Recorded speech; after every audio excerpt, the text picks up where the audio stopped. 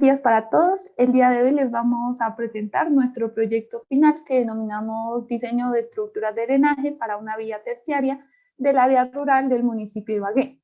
Nuestro grupo está conformado por David Fernando Sánchez, David Santiago Carrillo, Carlos Julio Ramírez y quien les habla, María Fernanda Espinosa. En primer lugar, vamos a hablar sobre algunas generalidades de la zona que son importantes de destacar, empezando porque el proyecto se encuentra distribuido sobre dos tramos. El primero de ellos sobre la vía San Bernardo-La Tebaida y el segundo en el sector de Venta Quemada. De igual manera, es importante decir que este es un sector que tiene una topografía montañosa, dado que está muy cerca de Ibagué y que esta ciudad se encuentra ubicada en el centro occidente del país, sobre la cordillera central de los Andes.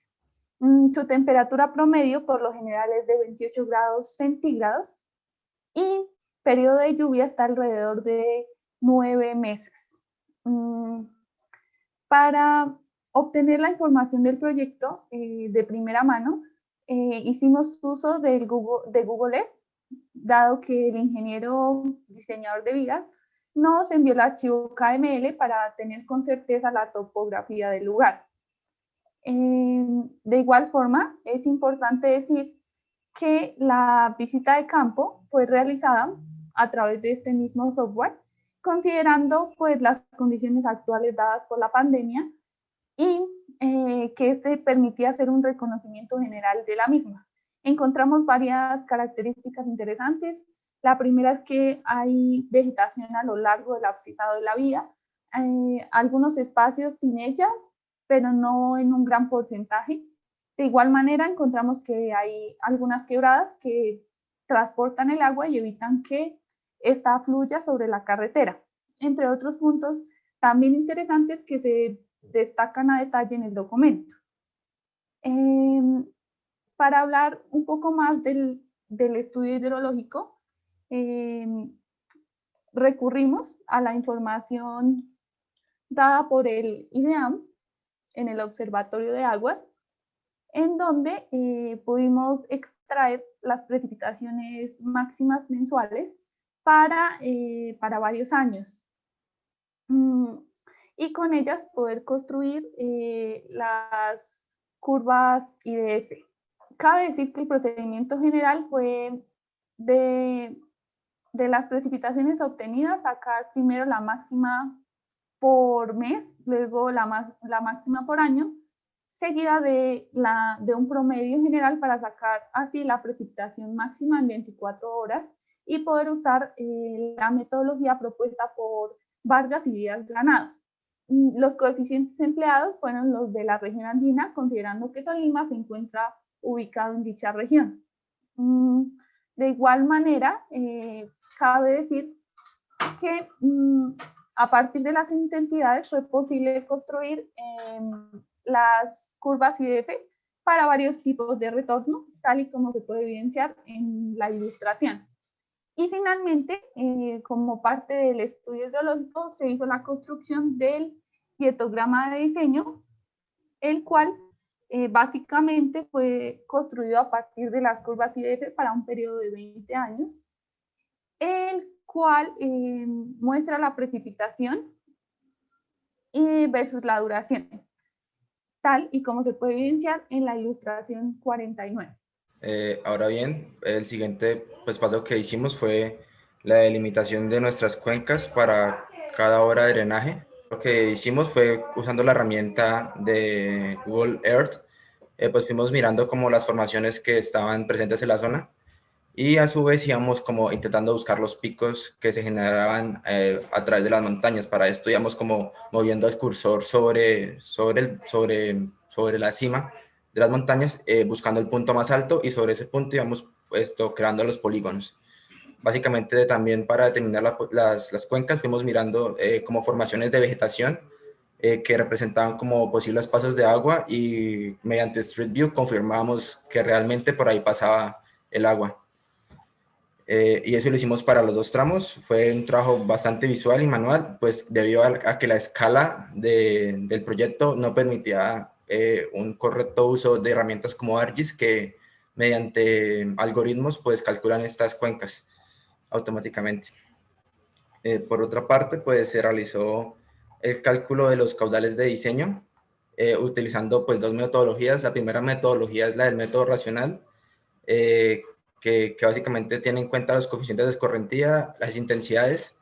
Este método se utilizó para cuencas menores a 25 hectáreas, con una duración mínima, con una duración de 30 minutos y un periodo de retorno, cabe resaltar que se utilizó para las cunetas de 5 años.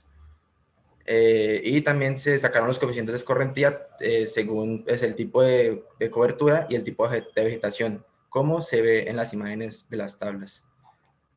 El siguiente método fue el del Soil Conservation Service, que se utilizó para el cálculo de los caudales de diseño, pero para cuencas de mayores a 25 hectáreas. Estas también se tuvo en cuenta debido a que las duraciones de los periodos de los tiempos de concentración eran muy cortos. Se utilizó una duración de 30 minutos, pero el hietograma cambió por uno de un periodo de retorno de 20 años. Entonces acá se tuvieron en cuenta pues los números de curva, que también se calcularon teniendo en cuenta la cobertura vegetal y el tipo de suelo, y una condición de humedad antecedente tipo 2, que es como la que más se usa cuando no se tiene conocimiento real de cómo se presenta la humedad en la zona. Acá podemos ver los números de curva ponderados y el diatograma que se utilizó para ese tipo de estructuras que ya mencioné.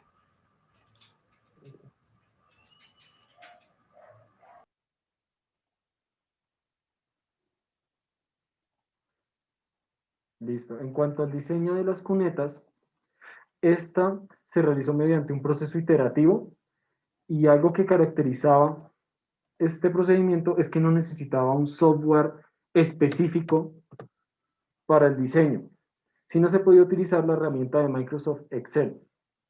Entonces, lo primero que todo es que necesitamos ciertos parámetros que nosotros obtuvimos a través de la herramienta de Google Earth, como lo es la longitud del tramo, la pendiente que se saca con las abscisas, la cota máxima y mínima, y ya con estos valores, como se puede ver acá, la ecuación de la pendiente y también del área de la vía, al ser este un bombeo simple, se necesitó la totalidad del área. Si hubiera sido bombeo doble, se necesitaría solo la mitad. Ahora, también se necesita un coeficiente de escorrentía ponderado, en el cual se mira, como mencionamos anteriormente, el tipo de cobertura que tiene el área aferente, y con esto determinamos el coeficiente ponderado. Ahora, primero, para realizar el proceso iterativo en nuestro proyecto se partió a partir de la cuneta tipo, que tiene unas dimensiones específicas, y también necesitamos las variables del perímetro mojado, área mojada y radio hidráulico. Ya con esto también tenemos que tener en cuenta la capacidad hidráulica según Manning. Ahora, para realizar este proceso, se selecciona una casilla en la cual se hace una diferencia entre el caudal, entre la capacidad de Manning y el caudal de diseño. Se utiliza la herramienta buscar objetivo, y con eso, para que la diferencia sea cero, y con eso obtenemos la altura de agua. Entonces, estas dimensiones que nos va a arrojar tienen que cumplir ciertas condiciones. La primera es que la altura de agua tiene que ser menor a la altura de la cuneta. Ese borde libre tiene que estar entre los 3 y los 6 centímetros, y su velocidad tiene que estar entre 0,6 y 6 metros sobre segundo. Acá se puede evidenciar los resultados de las dimensiones para cada una de las cunetas de nuestro proyecto. Bueno, para el tema de las alcantarillas, primero quisimos mostrar la distribución que tuvimos para cada uno de los tramos. Aquí tenemos las primeras, son 14, y luego el segundo tramo tuvimos 4. Para el diseño de estas utilizamos el software HY8, y aquí queríamos mostrar un poco el paso a paso de este uso. Entonces, primero tenemos que obviamente abrir el software, crear un nuevo proyecto. Posteriormente tenemos que pasar a revisar que las unidades estén en el sistema internacional. Creamos una nueva alcantarilla dentro del proyecto. Aquí vamos en este cuadro a llenar todos los datos, que serían los nombres que le vamos a poner al tramo, a la alcantarilla, los caudales de diseño que vamos a utilizar, las características a la salida de la alcantarilla, las características de la vía, las características del lugar y las características como tal del diseño de la alcantarilla. Posteriormente vamos a pasar al botón de analizar sección, donde vamos a encontrar una serie de tablas. Vamos a ir a la tabla de resumen y nos vamos a fijar en la cuarta columna, donde con el último valor vamos a poder definir el valor máximo de la altura que toma el flujo dentro de la alcantarilla como HW. Este valor HW lo vamos a tener que comparar con la altura que le decidimos dejar a la alcantarilla. Esto nos va a dar una relación que tiene que mantenerse siempre por debajo de 1.2. Finalmente, aquí hicimos ese proceso para todas las alcantarillas. Estos son los resultados que obtuvimos con respecto a las alturas. La mayoría son las dimensiones mínimas, que son 0,9 por 0,9, y algunas, solo muy pocas, que son casos específicos, como a las que llegan las quebradas, tienen un poco más de tamaño. Ok, para las conclusiones tenemos que, primero, debido a que la selección de los puntos donde se ubican las alcantarillas se hizo basados en la topografía y la distribución de las cuencas, la mayoría de las ocasiones obtuvimos unos caudales que son bajos, por lo tanto tenemos un diseño que siempre nos queda con las longitudes mínimas. Eso nos hace tener un factor de seguridad realmente grande con respecto al sistema de drenaje en general. También podemos concluir que ambos procedimientos para el diseño del drenaje vial, tanto transversal como longitudinal, se realizó de manera iterativa, con diferentes software, pero ambos necesitaban ciertos parámetros de los cuales se evaluaban con unas dimensiones que uno por criterio definía y se miraban los resultados y conforme a eso se realizaba el proceso.